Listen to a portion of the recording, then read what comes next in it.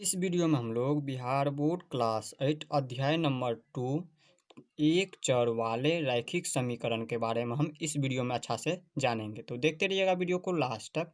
तो चलिए बिना समय गवाए हम करते वीडियो को स्टार्ट। तो यहाँ पर देख लीजिए अध्याय नंबर 2 में दिया है एक चर वाले रैखिक समीकरण। और इसी एक चर वाले रैखिक समीकरण को अंग्रेजी में कहते हैं linear equation in one variable.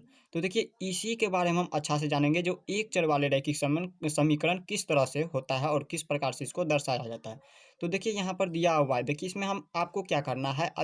एक चर वाले रैखिक समीकरण को जानने के लिए आपको ये एक्सरसाइज 2.1 से पहले जितना भी पेज है यहाँ से स्टार्ट हुआ है, तो ये आपको एक बार पढ़ लेना है। और इसके बाद हम यहाँ पे आपको ऐसे समझा देंगे। तो आप यहाँ पर देखिए इसमें जो है ना, यहाँ पर ये जो है ये 2x-7 बराबर में है 11। क्या ये एक समीकरण है? और समीकरण है तो कौन सा समीकरण है, वो सभी हमें जानना होगा इसी वीडियो में। तो देखिए हम इसको हम एग्जाम्पल के माध्यम से आपको कॉपी में दिखा देते हैं इस तरह से। तो यहाँ पर देखिए इसमें जो है ना, यहाँ पर हम एक एग्जाम्पल के माध्यम से मान लीजिए इसी एग्जाम्पल को ले लेते हैं। तो देखिए हमने आपको क्लास 7 में बताया हुआ था, जो पहला होता है व्यंजक। पहला क्या होता है? व्यंजक। पहला व्यंजक होता है और दूसरा होता है समीकरण। दूसरा होता है समीकरण। और देखिए यहाँ पे व्यंजन का उदाहरण क्या है और समीकरण का उदाहरण क्या है।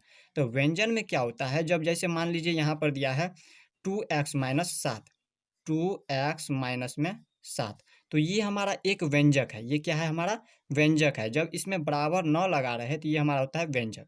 और समीकरण क्या होता है? तो यहाँ पर देखिए जैसे है 2x-7 और बराबर में 11। अब जब इस तरह से आ जाए तो ये हमारा होता है समीकरण। और इसी समीकरण में हम ये भी जानेंगे जो रैखिक समीकरण कौन सा है और एक चर वाले रैखिक समीकरण किसको कहते हैं। तो देखिए सबसे पहले तो हमने आपको ये बताया कि जब यहाँ पे बराबर में कुछ भी ना रहे, बराबर न दिया रहे जिसमें, तो वो हमारा होता है व्यंजक। और जब यहाँ पे बराबर लग जाए, इसी व्यंजक में जब बराबर लग जाता है तो ये हमारा होता है समीकरण। अब हमने ये समझ गया व्यंजक किसको कहते हैं और समीकरण का उदाहरण कौन सा होता है। अब हमें ये जानना होगा, यहाँ पर देखिए ये जो है ए से लेके जेड तक, ए से लेके जेड तक, ये सभी क्या है? हमारा चर राशि है। इसको हम कहेंगे चर। ये क्या होता है? चर होता है। ए से लेके जेड तक जो भी है वो सभी क्या है? चर है। जैसे यहाँ पर ये एक्स है, तो ए से जेड के बीच में ये एक्स है, तो ये हमारा होता है चर। ये जो एक्स है इसको हम कहेंगे चर। इसको क्या कहेंगे? चर कहेंगे। और चर को अंग्रेजी में कहते हैं इसको कहते हैं वेरिएबल। VARIABLE, variable. वेरिएबल का मतलब होता है चर। और दूसरा देखिए यहाँ पे संख्या में जो भी दिया रहा है, एक से लेके जितना हो सके, जैसे 1 2 3 4, इसी तरह से आगे जितना भी जा रहा है वो सभी क्या है? संख्या में। और जितना भी संख्या में रहे उसको हम कहते हैं कांस्टेंट, यानी कि अचर राशि, या फिर अचर को हम कहते हैं अचर। इसको अंग्रेजी में कहते हैं कांस्टेंट, याद रखिएगा, CONSTANT, कांस्टेंट। ये अचर का अंग्रेजी होता है कांस्टेंट और चर का अंग्रेजी होता है वेरिएबल। तो देखिए इसमें हम जो ये एक्स ए से लेकर जेड तक दिया रहता है वो सभी होता है हमारा चर। और जो संख्या में दिया रहता है 1 2 3, जैसे यहाँ पर 2 है तो ये हमारा हो गया कांस्टेंट पार्ट, यानी कि अचर हो गया। ये भी हमारा हो गया अचर और ये भी हो गया अचर। और ये जो है ये संख्या क्या है? चर है। तो इतना तो हमने जान गया किसको कहेंगे अचर और किसको कहेंगे चर। अब हमने ये भी समझ लिया। अब हमें समझना है यहाँ पर देखिए रैखिक समीकरण कौन सा होता है और समीकरण कौन सा होता है, एक चर वाले रैखिक समीकरण कौन सा होता है। तो सबसे पहले हमें समीकरण जानना है। तो समीकरण जैसे यहाँ पर देखिए 2x² प्लस में 2+3 बराबर में 11। तो ये इस तरह से दिया है, तो ये क्या है? एक समीकरण है। ये जो इस तरह से दिया है ये भी एक समीकरण है। और ये भी एक समीकरण है। ये भी क्या है? एक समीकरण है। तो इन दोनों में समीकरण में ये अंतर क्या है? ये कौन सा समीकरण और ये कौन सा समीकरण है? तो आप लोगों को याद रखना है। देखिए रैखिक समीकरण वो होता है जिसकी घात 1 हो, जिसकी चर राशि का घात 1 हो। जैसे यहाँ पर देखिए ये हमारा हो गया चर, और ये x क्या है? चर है। और इसकी घात क्या है? जब ऊपर में कुछ भी नहीं है तो इसका मतलब ये 1 है। तो जब ये 1 से ज़्यादा ना हो, जब 1 ही रहे, 2x-7, ये क्या हो गया? हमारा रैखिक समीकरण हो गया। या फिर इसी को कह सकते हैं एक चर वाले रैखिक समीकरण है या इसे। और यहाँ पे देखिए इसमें जो है, यहाँ पे इसकी चर की यहाँ पे देखिए घात कितना है? 2 हो रहा है। यानी कि ये एक चर वाला रैखिक समीकरण नहीं हुआ। ये कितना चर वाला रैखिक समीकरण हुआ? तो ये दो घात वाले रैखिक समीकरण हुआ। द्विघात समीकरण जिसे आप लोग कहते हैं, इसको कहेंगे द्विघात समीकरण। या फिर यहाँ पे अगर 3 लग जाता है, यहाँ पे 2x के पावर में 3 लग जाए तो ये हमारा होता है त्रिघात समीकरण। याद रखिएगा, तो इसी तरह से यहाँ पे एक चर वाले रैखिक समीकरण के बारे में हमें जानना है। इस वीडियो में कह रहा है एक चर वाले रैखिक समीकरण के बारे में बताने के लिए। तो यहाँ पर देखिए ये जब इस तरह से यहाँ पर है, जैसे यहाँ पे देखिए इसको हम छोड़ दें, इसको छोड़ दें और यहाँ से अगर देखें तो ये हमारा होता है एक चर वाला रैखिक समीकरण, क्योंकि यहाँ पे इसमें चर कितना है, एक है इसकी। और अगर यहीं इस तरह से रहे 2x प्लस में 7a बड़ा प्लस 3 प्लस में 3 बराबर में जैसे मान लीजिए 11 है, तो क्या ये एक चर वाला रैखिक समीकरण है? तो ये भी एक चर वाला रैखिक समीकरण नहीं है। कैसे नहीं है? तो यहाँ पर देखिए इसमें दो चर आ रहा है, पहला तो x और दूसरा चर आ रहा है a। ये भी हमारा एक चर वाला रैखिक समीकरण नहीं हुआ। अगर यही इस तरह से रहता, जैसे यहाँ पे 2x प्लस में 3 और बराबर में मान लीजिए यहाँ पे है 2x माइनस में 3, तो ये हमारा एक चर वाला रैखिक समीकरण होगा। क्यों होगा? क्योंकि यहाँ पर देखिए इनकी दोनों की हम जो इस तरह से इसको हम सोल्व करें, तो यहाँ पर देखिए इन दोनों की यहाँ पे देखिए ये जो कास्ट है, एक्स कास्ट की ये भी है और एक्स कास्ट की ये भी है, दोनों एक कास्ट की आ रहा है और इसमें दोनों में घात क्या है, एक ही है। इसमें भी एक घात और इसमें भी एक ही घात है, तो ये भी होगा हमारा रैखिक समीकरण। तो हमने ये भी समझ गया। अब रैखिक समीकरण किसको कहते हैं? एक चर वाला रैखिक समीकरण जिसमें यहाँ पे घात जिसकी एक ही हो, वो हमारा एक चर वाला रैखिक समीकरण होता है। अब हम जो है समीकरण को हल करना सीखेंगे। समीकरण को हल कैसे करते हैं? तो जैसे देखिए यहाँ पे देखिए ये जो हमारा है समीकरण, देखिए समीकरण में याद रखना है ये जो कांस्टेंट पार्ट है ये यानी कि अचर राशि है, संख्या में जो दिया है 2 3 4 5 6 भी जितना भी है, ये एक्स वाई जेड या ए बी सी डी ये सभी क्या है, चर राशि है। और यहाँ पे ये संख्या में ये भी क्या है, कांस्टेंट पार्ट यानी कि अचर राशि है। और इन बराबर की संख्या, ये जो बराबर का चिन्ह है इसको हम कहते हैं समता। और ये जो बराबर के इस साइड 11 दिया है, तो ये हमारा हो गया पूरा, जब ये पूरा मिल करके होता है हमारा समीकरण। और इसमें यहाँ पे याद रखना है, ये देखिए पहला होता है, इससे देखिए बराबर के इन साइड वाले भाग को कहेंगे हम एल एच एस। एल मतलब लेफ्ट, एच का मतलब हैंड और एच एस का मतलब साइड। तो लेफ्ट हैंड साइड यानी कि बायां पक्ष, और इसको कहते हैं हम दायां पक्ष, L R H S. R का मतलब राइट, एच का मतलब हैंड और एस का मतलब साइड, राइट हैंड साइड।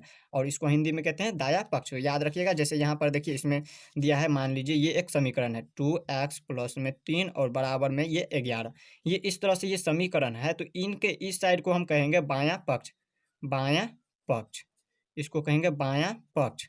और ये बराबर के इन साइड वाले को इसको कहेंगे हम दायां पक्ष, दायां पक्ष। और इसको अंग्रेजी में कहते हैं L R H S, are H S. और इसको कहते हैं L H S, L H S. याद रखिएगा, इस तरह से होता है।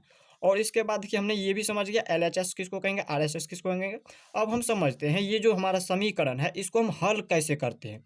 हल करना आप सीखेंगे हम। तो यहाँ पर देखिए हल करते हैं। जैसे मान लीजिए यहाँ पर हम उदाहरण के माध्यम से, यहाँ पर उदाहरण में जो दिया है उसी को हम बना करके देख लेते हैं। इसी समीकरण को हम सोल्व करते हैं।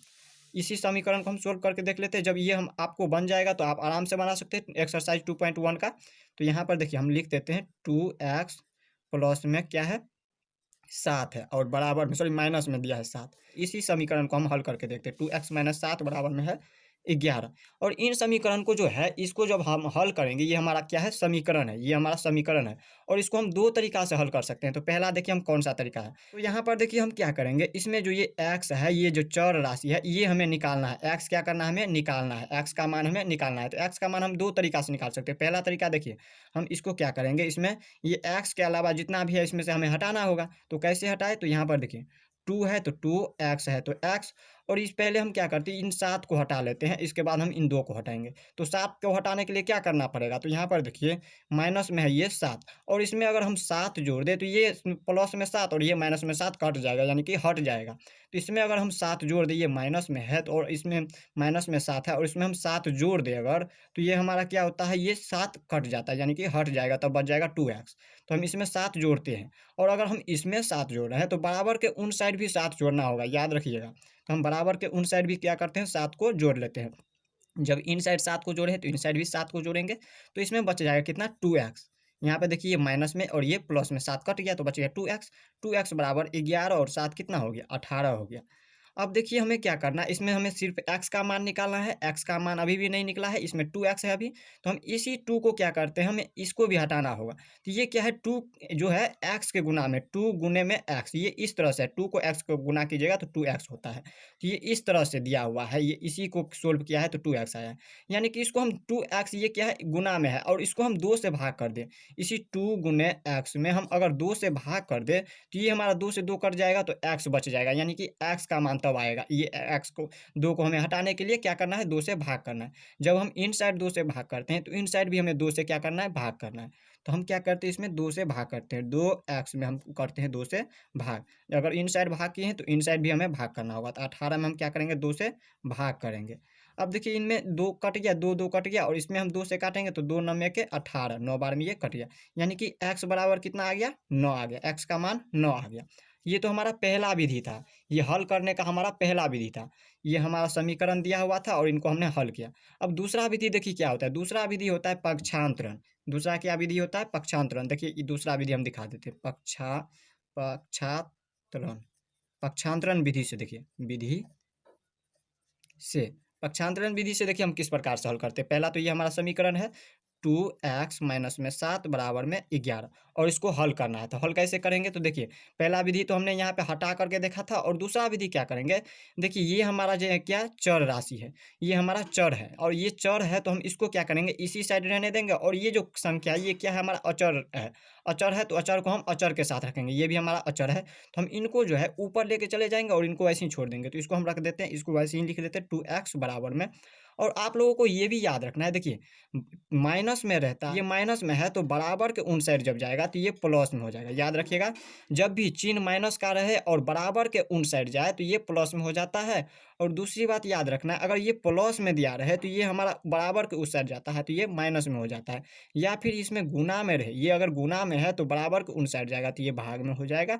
और जब ये भाग में दिया रहे तो बराबर के उन साइड जाएगा तो ये गुना में हो जाएगा। या फिर हम अगर ऊपर से नीचा करें, जैसे ये 11 को अगर नीचा करते हैं तो ये प्लस में है तो ये माइनस में हो जाएगा। जैसे ये प्लस में है तो ये बराबर के नीचे जाएगा तो ये माइनस में आ जाएगा। अगर ये माइनस में है तो नीचे जाएगा तो ये प्लस में हो जाएगा। ये अगर भाग में है तो नीचे जाएगा तो गुना में हो जाएगा। या भाग में है तो ये सॉरी गुना में है तो ये नीचे जाएगा तो भाग में हो जाएगा। तो इस तरह से ये हो जाएगा। तो जी इसी तरह से देखिए इसमें अब आप हल करेंगे तो ये जो -7 है इनको हम ऊपर ले जा रहे हैं तो पहले हम इसको लिख देंगे, ये जो संख्या है 11 इसको हम लिख देंगे। और ये देखिए ये बराबर के उन साइड ले जा रहे हैं, इनको -7 को हम बराबर के उन साइड ले जा रहे हैं तो इसका चिन्ह क्या करेंगे, बदल देंगे। माइनस है तो ऊपर जाएगा तो क्या हो जाएगा, प्लस में। इसको हम प्लस में लिख देंगे 7 को। अब देखिए यहाँ पे हो रहा है 2x बराबर में 11 में 7 को जोड़े तो 11 और 7 कितना होता है, 18 हो रहा है। अब देखिए हमें क्या करना है, x का मान निकालना है, x का मान निकालना है। तो ये देखिए 2 जो है x के गुना में है तो ये 2 जो x के गुना में है तो 2 को भी हमें क्या करना है, हटाना है। तो हम x बराबर इसको भी हम ऊपर लेके चले जाते हैं। तो ये क्या है, 2 के गुना में है, जब गुना में दिया रहता है तो ये ऊपर जाता है तो क्या होता है, भाग में। तो हम 18 में क्या करेंगे, ये 2 से भाग करेंगे, ये 2 को भाग में ले जाएंगे। अब इनको हम काटेंगे तो 2 9 के 18 यानी कि x बराबर कितना हो गया, 9 हो गया। देखिए दूसरा विधि से भी, पक्षांतरण विधि से भी ये 9 आया और पहला विधि से भी ये इसमें x का मान 9 आया। अब ये देखिए ये जो हमने मान निकाला x का मान 9, ये क्या सही में है, ये सही मान है या गलत मान निकला है, वो हम जांच सकते हैं। अब कैसे जांच सकते हैं, तो यहाँ पर देखिए किस तरह से इसको जांचा जाता है। तो यहाँ पे हम जांच करते हैं, यहाँ पे हम जांच कर रहे हैं जो इसका मान, यहाँ पे देखिए इन दोनों को सोल्व करने के बाद हमारा अगर 11 मान आ जाता है तो हम कहेंगे ये जो समीकरण है वो हमारा x का मान जो निकला है वो सही है, वरना ये गलत होगा। तो हम यहाँ पे इसको हम जांच लेते हैं। यहाँ पे समीकरण दिया है 2x माइनस में 7 और बराबर में है 11। अब इन साइड भी अगर 11 आ जाता है, इनको इन समीकरण से हमारा अगर ये जो इसी दिया है 2x माइनस 7 बराबर 11, तो ये जो इससे हमारा अगर 11 आ जाए इस साइड से मान, तो हम कहेंगे ये समीकरण सही है। अगर नहीं आ रहा है तो हमारा गलत होगा, x का मान जो निकला है वो गलत निकला होगा। तो यहाँ पर देखिए 2 है तो लिख देंगे 2। और ये देखिए x जो है गुना में, 2 के गुना में, तो गुना का चिन्ह देंगे। x का मान निकल चुका है, कितना निकाले हैं, 9, तो इसके जगह पे 9 लिखेंगे और माइनस में ये है 7, माइनस में 7 बराबर में है 11 तो लिख देंगे 11। अब देखिए 9 को 2 से गुना कीजिएगा तो 9 दूनी का 18 और माइनस में है 7 तो माइनस में 7 और बराबर में 11। अब देखिए 18 में से 7 को माइनस कीजिएगा तो 11 बराबर में आ रहा है 11। यानी कि इनको हम जांच रहे हैं तो देखिए इसके बराबर ये आ रहा है, या फिर कह सकते हैं इसके बराबर ये आ रहा है। यानी कि इन दोनों का मान क्या है, समान है। तो ये जांच जब किए तो इसका मतलब x का मान जो 9 निकला है वो सही निकला है। तो इस तरह से हमने यहाँ पे एक चर वाले रैखिक समीकरण के बारे में अच्छा से समझ लिया। अगले वीडियो में 2.1 का अगले वीडियो में हम देखेंगे।